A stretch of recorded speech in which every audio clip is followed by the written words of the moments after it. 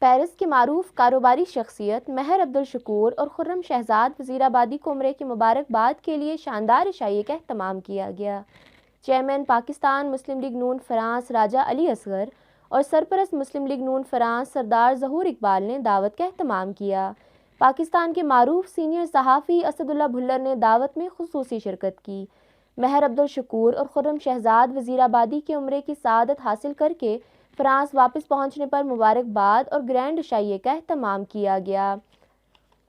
عشائیے میں سردار ظہور اقبال، راجہ علی اصغر، نعیم چودھری، سردار عاقل اقبال، حاجی نثار احمد، یونس خان، اسد اللہ بھلر، فرحان وڑائچ، میر قدیر، راشد اقبال، راجہ فرسیاب، قاری فاروق احمد گورسی، جاوید اقبال، نوید الیاس اور دیگر نے شرکت کی۔ شرکاء نے مہر عبدالشکور اور خرم شہزاد وزیر آبادی کو عمرے کی مبارکباد دی اور نیک خواہشات کا اظہار کیا۔ سردار ظہور اقبال اور راجہ علی اصغر نے تمام مہمانوں کا شکریہ ادا کیا۔